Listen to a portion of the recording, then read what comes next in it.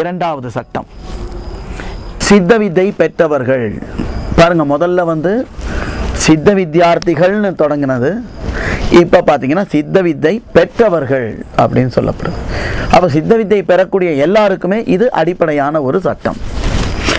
சித்த வித்தை பெற்றவர்கள் யாதொரு போதைப் பொருட்களும், அதாவது அபின், கஞ்சா, கள், சாராயம் முதலியவைகளும், பீடி, சுருட்டு, சிகரெட்டு முதலிய புகைப்பொருட்களும், மூக்கு துவாரத்தின் வழியாக புறப்படுகின்ற சப்தத்தை தடையுண்டாக்கி அடைக்கின்ற பொடியும், ஜீரண சக்தியை இல்லாமல் செய்வதும் வாய் அசுத்தமடைய செய்வதுமான புகையிலை, பாக்கு, சுண்ணாம்பு முதலியவையும் உபயோகிக்க கூடாது.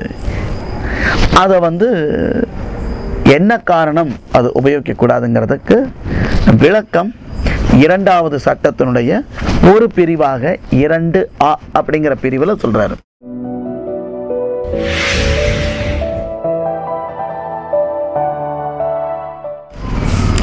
அபின், கஞ்சா, கள், சாராயம் இவை உபயோகித்தால் தலைக்கு மத்து பிடித்து, மத்துனா போதை உண்டாகி, ஆலோசனை சக்தி இல்லாமலும், அதாவது சிந்திப்பதற்குண்டான சக்தி இல்லாமலும், புத்திக்கு உணர்வு இல்லாமலும், அதாவது நம்முடைய அறிவிற்கு ஒரு உணர்வு, அதாவது அறிவினுடைய ஒரு திறமை, மேம்பட்ட நிலை அப்படிங்கிறது இல்லாமலாகி, அறிவு மேம்பட்ட நிலை இல்லாமலாகி, உஷ்ணம் அதிகமாகி, பித்தம் கொதித்து, லிவர் ரொம்ப மோசமாக டேமேஜ் ஆகுங்கிறார். அதாவது பித்தம் அதிகமாகி, பித்தம் அதிகமாச்சுனாலே உடம்புல உஷ்ணம் உண்டாயிரும். உஷ்ணம் அதிகமாகி பித்தம் கொதித்து தலைக்கு வெளியில்லாமல், அதாவது உணர்வு தலைக்கு வெளியில்லாமல் சொன்னால் அது ஒரு மலையாள சொல்லது. தலைக்கு வெளியில்லாமல் சொன்னால் நமக்கு எந்த விதமான உணர்வும் இல்லாமல் என்ன செய்கிறோங்கிறதே நமக்கு தெரியாமல் இருக்கிறோம் அல்லவா, அதுதான் தலைக்கு வெளியில்லாமல்னு சொல்லுவாங்க. தலைக்கு வெளியில்லாமல், அதாவது உணர்வு இல்லாமல், அதாவது ஒரு பாத்திரத்தினுள் விளக்கேற்றி மூடி வைத்தது போல மனதிற்கு ஒன்றும் தெரியாமல் புத்தி பிரமித்து, அதாவது என்னன்னு விளங்காம திடீர்னு ஒரு ஸ்ட்ரக்காய் நிற்கிற மாதிரி பைத்தியமாய் போவதற்கு இடமாகும். அப்ப அறிவுங்கிறது மிகச்சரியாக வேலை செய்யாது. மனமானது பயந்து நிற்பதை போன்ற ஒரு நிலை உண்டாகும். இரண்டாவது சட்டத்தில் ஆ பிரிவு.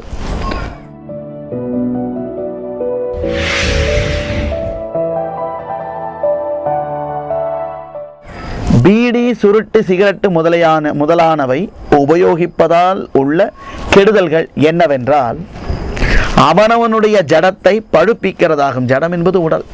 அவனவனுடைய உடலை பழுப்பிக்கின்றதாகும். அது எப்படி என்றால், நமக்கு வாழைப்பழம் முதலான பழங்கள் தேவைப்படுமானால் பச்சை காய்களோடு கூடிய வாழை குலைகளை கொண்டு ஒரு குழி தோண்டி அதற்குள் வைத்து ஒரு தீச்சட்டியில் நெருப்பிட்டு உலர்ந்த சாணம், புல் முதலியவற்றை வைத்து வீசி புகை உண்டாக்கி அதனை அந்த குழியில் வைத்து புகை வெளியில் போகாமல் குழியின் மேல் பாகத்தில் பலகைகள் வைத்து மண்ணில் இட்டு மூடுகிறோம். 3 நாட்கள் கழித்து அக்குழியின் மேல் மூடியிருக்கின்ற பலகைகளை எடுத்து திறந்து பார்க்கும் பொழுது குலைகள் அடங்கிய பச்சை காய்கள் பழுத்து நல்ல பழமாக காணுகின்றன. அது எத்தனையோ முற்றியதும் பிஞ்சாயும் உள்ளதும் பழுத்து காணுகின்றன. வேற ஒன்றும் இல்லை, புகை போடுறதுன்னு சொல்லுவாங்க. சாதாரணமாக ஒரு தார் அல்லது ஒரு குலை வாழைப்பழம் இருந்துன்னு சொன்னால் ஒரு பெட்டி, அது உள்ளுக்குள்ளே வைக்கக்கூடிய அளவுக்கு உண்டான ஒரு பெட்டி ஏற்பாடு பண்ணி அந்த பெட்டிக்குள்ளே புகை வரத்தக்கதான இந்த ஊதுபத்தி கொஞ்சம் ஒரு கட்டை வச்சு பற்ற வச்சுட்டு மூடி வச்சுட்டோன்னு வைங்களேன், அதுக்குள்ளே எவ்வளவு நேரம் எரிய முடியுமோ அவ்வளோ நேரம் எரிந்து அந்த பெட்டி முழுவதுமே புகையாகி 3 நாள் கழித்து நம்ம திறந்து பார்த்தோன்னா ரொம்ப கெட்டியாக இருக்கக்கூடிய அந்த காய் படுத்துரும், சொதன்னு ஆயிரும். இதை தான் இங்கே குறிப்பிட்டிருக்கிறார். அந்த காலத்தில் நிறைய வாழைத்தாரை ஒன்றா வச்சு எப்படி புகை போடுவாங்கங்கிற சிஸ்டம் அவர் சொல்லியிருக்கிறார். இப்படி பழுத்து காண்பதற்குள்ள காரணம் புகையினுடைய சக்தியாகும். இப்படியாகவே நம்முடைய ஜடத்தினுள் புகை கடந்து நம்முடைய ஜடத்தையும், அதாவது உடலையும் பழுப்பித்து, அதாவது பழுக்கச் செய்து அதிகொடூரமான க்ஷயரோகம், அதாவது காச நோய் முதலான பல நோய்களையும் உண்டாக்குகிறது. இன்னைக்கு கேன்சர் கூட அதனால தான் வருதுங்கிறது எவ்வளவு தூரம் சொல்லிட்டு தான் இருக்கிறாங்க. அது எப்படி என்றால், இந்த உடலுக்குள், ஜடத்தினுள் உடலுக்குள் பூராவும் சுக்கிலம், இரத்தம், வாயு இவை சஞ்சரித்துக் கொண்டிருக்கின்றன. உடம்பில் எல்லா பக்கமும் சுக்கிலமும் இரத்தமும் வாயுவும் சந்தரித்து கொண்டிருக்கின்றன. அப்படி ஜடத்தில் எவ்விடத்திலாயினும், அதாவது ஏதேனும் ஒரு இடத்திலானும் இவை மூன்றும் சஞ்சரிக்கவில்லை என்றால் அந்த பாகம் சக்தி இல்லாமல் அசைவற்று கிடைக்கிறது. அதாவது வாதம் பிடிச்சிருக்குன்னு சொல்றோம்ல, அந்த மாதிரி. அதாவது பட்சவாதம் முதலானவை பீடித்துள்ளவர்களுக்கு அந்த இடத்தில் சுக்கிலம், இரத்தம், வாயு இவை சஞ்சரிக்காததனால் அசையவோ ஆட்டவோ, அதாவது இழக்கவோ முடியாமல் படுத்து கிடக்கிறார்கள். அந்த இடத்தில் கிள்ளினால் வேதனை அறியாமலும், அறுத்தால் ரத்தம் இல்லாமலும் நீர் மட்டும் காண்கிறது. அப்ப பாத்தீங்கன்னா அந்த சுக்லம், ரத்தம், வாயு மூணுமே சஞ்சரிக்கணும். அப்பதான் அங்க உணர்வு உண்டாகும், தொட்டால் புரியவும் செய்யும். இப்போ ஏதாவது ஒரு இடத்துல இந்த மூன்றுல இந்த சுக்லம், ரத்தம் இதெல்லாம் சஞ்சரிக்கவில்லை என்றால், வாயும் சஞ்சரிக்கவில்லை என்றால் வாதம் பிடிச்சிருச்சுன்னு நம்ம சொல்றோம். அடுத்த தண்ணியாக தான் இருக்குமே தவிர ரத்தமா இருக்காது. அதுவுமின்றி நம்முடைய கை சுக்ல, இரத்த, வாயு சஞ்சாரத்துடன் மிக பலமாய் இருக்கிறது. அப்படி இருக்கும் கையில் எந்த பாகத்திலாவது அதிபலமான அடிபட்டால் எவ்விதம் இருக்கும் என்றால், ஓங்கி ஒரு அடி. இப்போ நம்ம கை நல்லா பலமாக தான் கை வச்சிருக்கிறோம், ஸ்ட்ராங்காக இருக்கு. ஏன்னா ரத்தம், சுக்கிலம், வாயு மூணு சஞ்சாரம் பண்ணிட்டு இருக்கு, ஸ்ட்ராங்காக இருக்கு. அந்த இடத்துல ஓங்கி ஏதேனும் ஒரு இடத்துல டப்புன்னு அடிச்சதுன்னு வைங்களேன், அப்போ எப்படி இருக்கும் தெரியுமா? அதை ஒரு விளக்கம் சொல்றார். அவ்விடம் வீங்கி நீல நிறமாய் மேற்கூறிய சுக்கில, இரத்த, வாயு இவற்றிற்கு ஓட்டம் இல்லாமல் தடுத்திருக்கும். வீங்கிரும், கொஞ்சம் ரெட்டிஷாகவும் கொஞ்சம் ப்ளூயிஷாகவும் இருக்கும். கன்னி போச்சு நம்ம சொல்லுவோம். அது கொஞ்ச நாட்களானால் படுத்து புண்ணாகி புழுத்து துர்நாற்றம் உண்டாகிறது. கொஞ்ச நாள்ல எல்லாம் அந்த இடம் நமக்கு புழுத்து விடும். அப்படி உண்டாக காரணம், அது ஏன் அந்த மாதிரி ஆகுதுன்னா, சுக்கில, இரத்த, வாயு முதலியவை அந்த பாகத்தில் சஞ்சரிக்க முடியாததனால் புழுக்கள் முதலானவை உண்டாகிறதற்கு இடையானதாகும். அது எவ்விதம் என்றால், கொஞ்சம் பாதரசத்தை ஒரு பாத்திரத்தில் இட்டு அந்த பாத்திரத்தை தட்டினால் அந்த பாதரசம் சிறு சிறு அணுவுக்கணுவாய் காண்பதற்கு முடியாத விதத்தில் உருண்டைகளாய் சிதறுகிறது. பாதரசத்தை ஒரு பாத்திரத்தை வச்சு அந்த பாத்திரத்தை டப்புன்னு தட்டினோன்னா ஒரு உருண்டையாக இருந்த பாதரசம் பல்வேறு சிறு சிறு உருண்டைகளாக சிதறும். மேலும் தட்டினா மேலும் சிதறும். அந்த மாதிரி இந்த உடல்ல அடிபடும் போது உள்ள இருக்கக்கூடிய சுக்கிலம், ரத்தம் இவையெல்லாம் சிதறி போகிறது. ஆனால் சுக்கிரம் ரசரூபமாகும். அந்த சுக்கிலம் சஞ்சரிக்கிற இடத்தில் அடிபட்ட போது முற்கூறிய ரச பாத்திரத்தை தட்டிய போது எப்படி ரசம் அணுவுக்கணுவாய் பொடி பொடியாய் போகிறதோ, அப்படியே நம்முடைய ஜடத்தில் எந்த பாகத்திலாவது அடிபட்டால் ரசரூபமாயிருக்கின்ற சுக்கிலம் அணுவுக்கணுவாய் பார்ப்பதற்கு முடியாத விதத்தில் பொடி பொடியாகி விடுகிறது. ஆனால் சுக்கிலமாகும் பிரம்மம், பிரம்மத்தை கொண்டாகும் சிருஷ்டி, அதாவது படைப்பு. அப்படி பிரம்மஸ்வரூபமாய் இருக்கின்ற சுக்கிலம் இல்லாவிடில் படைப்பு இல்லை. அப்படி இருக்கின்ற சுக்கிலத்தினோடு சுரோனிதமாயிருக்கின்ற குருதி, அதாவது ரத்தம் சேருகிறது. அதாவது சின்ன சின்ன சின்ன சின்ன உருண்டைகளாக சிதறும் போது அந்த சின்ன சின்ன சின்ன உருண்டைகளோட கூடவும் ரத்தமும் போய் சேர்கிறது. அந்த சமயத்தில் வாயுவும் அதனோடு கூடி சேருகிறது. அப்பொழுது அது ஜீவியாகிறது. அப்போ சுக்கிலம் செதறி உருண்டையாகுது, அது கூட ரத்தமும் கூட வாயுவும் உள்ளுக்குள்ள போயிருச்சுன்னு சொன்னால் அது ஒரு உயிராகிறது. அப்படி உள்ளுக்குள்ள ஒவ்வொரு உயிரா உண்டாகிறது தான் புழுன்னு சொல்லி குறிப்பிடுறார். இவ்விதமே நமது சடத்திலும் புழுக்கள் உண்டாவதற்கு இடையாகிறது. இவ்விதத்தில் நமது நெஞ்சுக்குழியினோடு சேர்ந்துள்ள சுவாசப்பையில் புகை சென்று சுக்கில ரத்தங்கள், அதாவது நீர்த்து போகி, திரவித்தினா நீர்த்து போகி வாயு சேர்ந்து புழுக்கள் உண்டாகி க்ஷயரோகம் முதலியவை உண்டாவதற்கு இடமாகிறது. அது எப்படி என்றால், சிகரெட்டோ சுருட்டோ பீடியோ எரித்து அதனுடைய புகையை தூய வெள்ளை ஆடையில் பிடிப்பித்தால் அப்பொழுது அது நல்ல பிரகாசமாய் காணுகிறதில்லை. அப்போ இந்த சிகரெட்டோ பீடியோ சுருட்டோ இந்த புகையை வெள்ளை ஆடையில் செலுத்தி பார்த்தோன்னா அந்த வெள்ளை ஆடை பார்த்திங்கன்னா டல் ஆகிடும். ஆனால் ஆடையை நனைத்து ஈரமாக இருக்கும் இடத்தில் மேற்கூறியபடி உள்ள புகையை பிடிப்பித்தால், அதை ஈரமான துணியில் இந்த புகையை ஊதுனோம் அப்படின்னு சொன்னால் அந்த பக்கத்தில் மஞ்சள் கருப்பாய் கரை காணுகிறது. ஒரு மஞ்சள் நிறத்தோடு சேர்ந்த ஒரு கருமை கலந்த மஞ்சள் நிறம் கரை அதில் படியும். இப்படியே நம்முடைய நெஞ்சுக்குழியில் சுக்கில இரத்த வாயு சஞ்சரிக்கிறதனால் அந்த இடம் ஈரமாய் இருக்கிறதாகும். அது உலர்ந்திருக்கிறது இல்லை. அப்படியுள்ள நெஞ்சுக்குழியில் புகை சென்ற போது முற்கூறிய பிரம்மஸ்வரூபமாய் இருக்கின்ற சுக்கிலம் நீர்த்து இரத்தத்தினோடும் வாயுவினோடும் சேர்ந்து ஜீவிகளாகின்றன. அவ்விதம் உண்டாகிற ஜீவிகளுக்குத்தான் புழுக்கள் என்று சொல்லப்படுகிறது. அந்த புழுக்கள் தான் சுவாசப்பையை குத்தி புண்ணாக செய்கின்றன.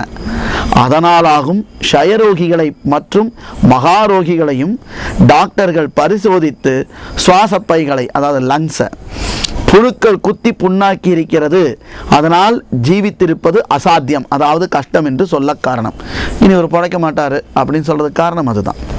ஆனால் உலகவாசிகள் இவ்விதம் யாதொரு காரியங்களையும் ஆலோசிக்காமலும் சிந்திக்காமலும் இப்பொழுதுள்ள அந்தஸ்து இதுதான் என்று கருதி அவனவனுடைய ஜடத்தையும், அதாவது உடலையும் ஜீவனையும் சிநேகிக்காமலும் அதனால் உண்டாகிற குணதோஷங்களை யோசிக்காமலும் மேற்கூறிய கெட்ட நடவடிக்கைகளை கொண்டு பலவித நோய்களையும் உண்டாக்கி கஷ்டப்பட்டு கீழ்ப்பதிந்து செத்து போக இடையாகிறது. இது ஒரு ஃபேஷன் ஸ்டைலாக இருக்கு. சினிமாவில் அது ஸ்டைலாக பிடிக்கிறாங்க, நானும் பிடிக்கிறேன். அவங்க செய்கிறாங்க, நானும் செய்கிறேன். இந்த மாதிரி பலதரப்பட்ட காரணத்தினால மனிதர்களாகிய நாம் அந்த புகைப்பிடிக்கக்கூடிய அந்த செயலை ஒரு ஃபேஷனாக எடுத்துக்கிட்டு, ஒரு அந்தஸ்தாக நினச்சிக்கிட்டு, மற்றவங்க முன்னாடி ஒரு பந்தாவாக இருக்கும் அப்படின்னு சொல்லி நாம் அதை செய்ய ஆரம்பிக்கிறோம். அதனால் என்ன ஆகுது? தவறு உண்டாகி உடலுக்குள் இருக்கக்கூடிய சுவாசப்பை அது புழுத்து பெரிய ரோகம், பெரிய நோய்கள் உண்டாகி கேன்சர் வரைக்கும் உண்டாகி செத்து போகிறதுக்கு வாய்ப்பு உண்டாகுதுங்கிற அந்த சிந்தனையே இல்லை. நமக்கு தேவையானது அந்தஸ்து, மரியாதை, அந்த ஸ்டைல், அதுதான் முக்கியம்னு நம்ம நினச்சிட்ருக்கிறோம். அதனால உடம்பு தான் கெடுது அப்படின்னு இதில் சொல்கிறார். இந்த ரெண்டாவது அந்த சட்டத்தில் அ ஆ அப்படிங்கிற 2 பிரிவு பார்த்தோம். இது இப்போ 3வது பிரிவு இ அப்படிங்கிற பிரிவு.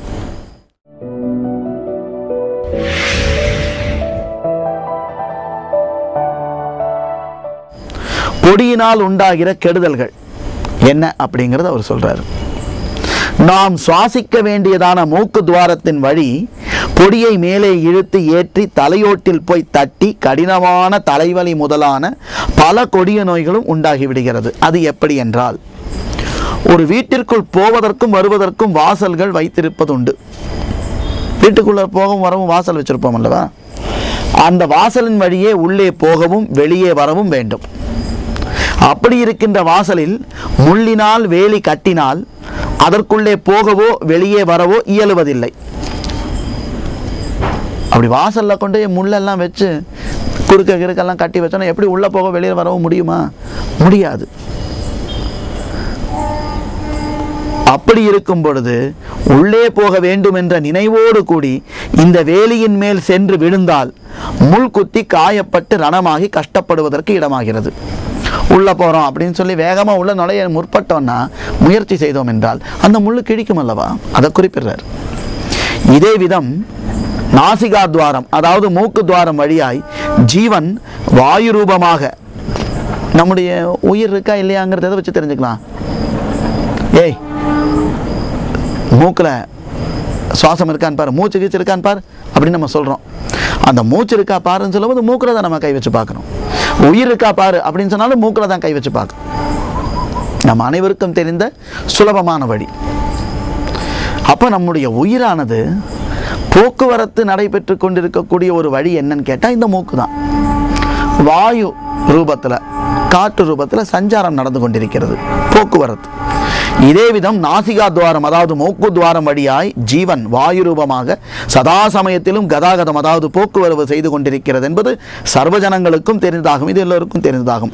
அவ்விதம் ஜீவன் கதாகதம் செய்து கொண்டிருக்கின்ற ஜீவனுடைய வழியான மூக்கின் துவாரத்தில் பொடியிட்டு தடை உண்டாக்கி வாயு சரியான விதம் சஞ்சரிக்க முடியாமல் ஜலதோஷம் முதலான நோய்கள் உண்டாகச் செய்து ஜடத்தை படுப்பித்து கஷ்டப்படுத்தவும் பேசுவதற்கும் சுவாசம் விடுவதற்கும் கூட முடியாமல் மூக்கு அடைக்கப்பட்டு வாய் வழியாக சுவாசம் விடவும் சப்தம் உற்பத்தியாகிற மூக்கு மத்தியத்தின் கீழே வெளியிலிருந்து மூக்கின் வழியே மேலே போவதற்குள்ள 2 துவாரங்களும் உள்ளே இருந்து அண்ணாக்கு வழியாக மேலே போவதற்குள்ள 2 துவாரங்களும் கூடி சேருகின்ற குதம் என்னும் இடத்தில் கபத்தால் அடைக்கப்பட்டு பேசுவதற்கு முடியாமல் சுவாசம் அடைப்பட்டு, அதாவது வாய்க்கு உள்ளுக்குள்ள ஜாயிண்ட் ஆகிற இடம் மூக்கு உள்ளுக்குள்ள போய் ஜாயிண்ட் ஆகிற அந்த இடத்துல குதம்னு பேர்.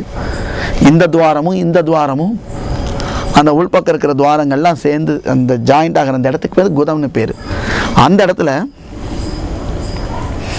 கபம் உண்டாகி அடைக்கப்பட்டு பேசுவதற்கு முடியாமல் சுவாசம் அடைப்பட்டு முட்டி கஷ்டப்பட்டு செத்து போவதற்கு இடமாகிறது. அப்போ பிராண அவஸ்தை மிகவும் உண்டாகும். இவையெல்லாம் உலகவாசிகளுக்கு அனுபவமான காரியமாகும். ஏன்னா நிறைய புகைப்பிடித்தவர்கள், அது பொடி போட்டவங்களாம் சாகும்போது ரொம்ப கஷ்டப்பட்டு தான், பிராண அவஸ்தைங்கிறது மரண அவஸ்தைங்கிறது கஷ்டப்பட்டு தான் சாகிறத நிறைய பேர் பார்க்குறது உண்டு. மூச்சுட முடியாமல் கஷ்டப்பட்டு இழு நிறுத்து தான் சாவாங்க. இது எல்லாருக்கும் அனுபவப்பட்ட விஷயம் அல்லவா, அதை அங்கே குறிப்பிடுறார்.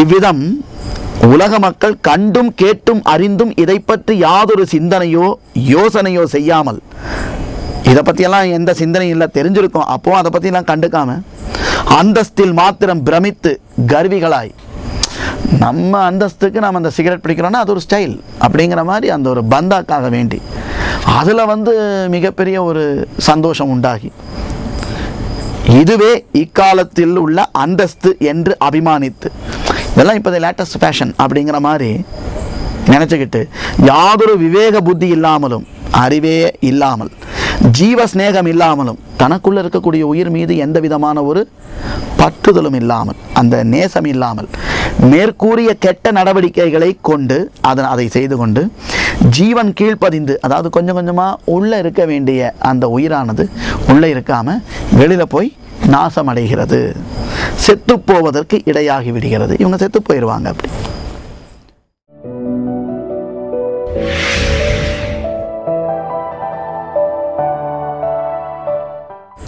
இரண்டாவது சட்டத்தில் ஈ பிரிவு, புகையிலை, சுண்ணாம்பு, பாக்கு முதலானவை உபயோகிக்கிறதால் உண்டாகிற கெடுதல்கள், அதை உபயோகிக்கிறதுனால உண்டாகிற கெடுதல்கள்.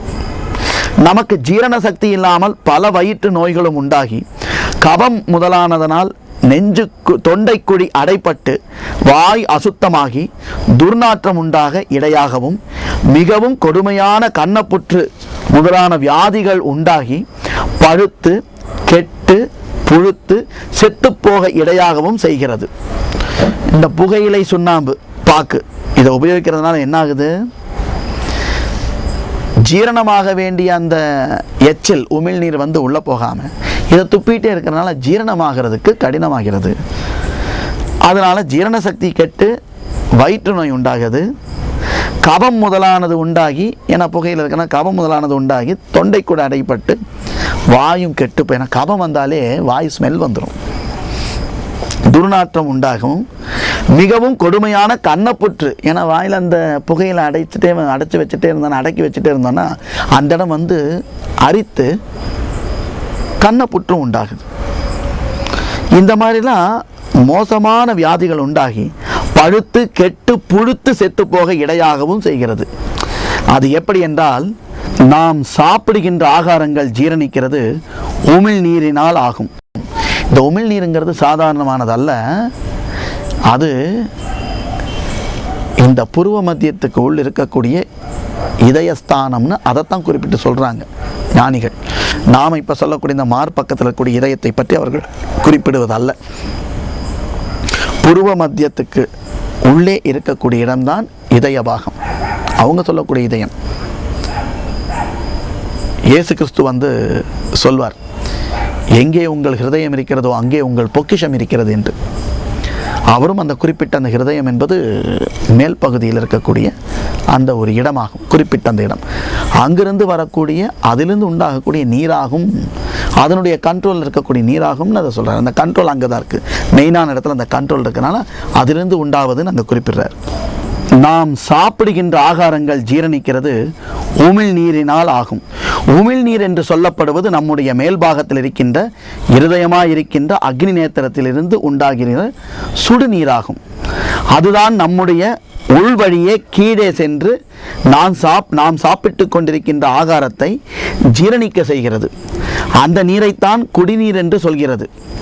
அப்படி நம்முடைய வயிற்றில் சென்றிருக்கின்ற ஆகாரங்களை ஜீரணம் செய்ய வேண்டியதான உமிழ்நீரை, அதாவது குடிநீரை உள்ளில் போக விடாமல் புகையிலை, சுண்ணாம்பு, பாக்கு முதலியவற்றை வாயில் இட்டு மென்று மேற்கூறிய உமிழ்நீரை வயிற்றில் போக விடாமல் வெளியில் உமிழ்ந்து விடுகிறோம். வெத்தலை பாக்கு போட்டு துப்பிடுறோம், அந்த எச்சில் சொல்லக்கூடியது நம்ம துப்பிடுறோம்.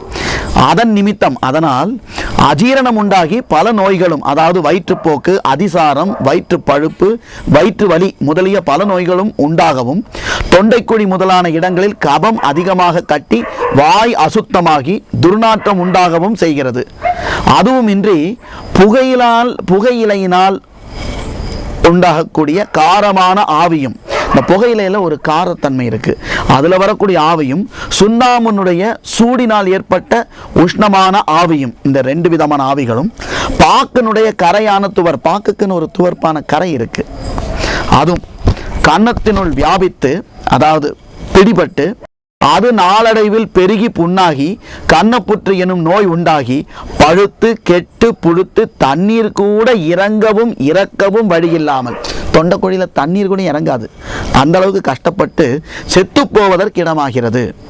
ஆனால் இதெல்லாம் உலகவாசிகள் சிந்திக்காமலும் யோசிக்காமலும் அந்தஸ்தில் பிரமித்து, அந்த ஸ்டைல் அந்த நல்ல ஒரு பந்தாவாக இருக்கணுங்கிறதுக்காக வேண்டி ஆடம்பரம் பூண்டு, அதாவது நல்ல அலங்காரம் பண்ணி தாம்பூலம் போடுகிறது என்று சொல்லி, அதாவது வெத்தலை போடுறதுன்னு சொல்லிட்டு மேற்கூறிய பொருட்களை வெற்றிலையோடு மென்று ஆதரம், அதாவது உதடு முதலியவற்றை சிவப்பித்து மோகன ரூபிகளாய் உலகவாசிகளை மோகிப்பித்து வசீகரப்படுத்துவதற்கு மட்டும் வேண்டி மேலும் கீழும், அதாவது முன்னும் பின்னும் அட இதை சாப்பிட்டா என்னாகும் ஏதுங்கிறத பற்றின சிந்திக்காமல், யாதொரு ஆலோசனையும் இல்லாமல் அதற்கப்புறம் என்ன உண்டாகும் என்றும் பின்னால் இதனால் என்ன உண்டாகும் என்றும் இதற்கு முன்பு நம்முடைய நிலை என்னவா என்ன, முன்னாடி நல்லா இருந்தோமே இப்போ இப்படி ஆகிப்போச்சே அப்படிங்கிறதெல்லாம் சிந்திக்காமல் உலகத்தாரை மயக்க வேண்டி மோகன ரூபிகளாய் நடப்பதற்கு இடையாகிவிட்டதாகும். அப்போது சும்மா ஒரு ஸ்டைலுக்காக வேண்டி இதை செஞ்சுக்கிறோம், ஆனால் அதனால் உண்டாகக்கூடிய நோய்கள் மிக கொடூரமானது.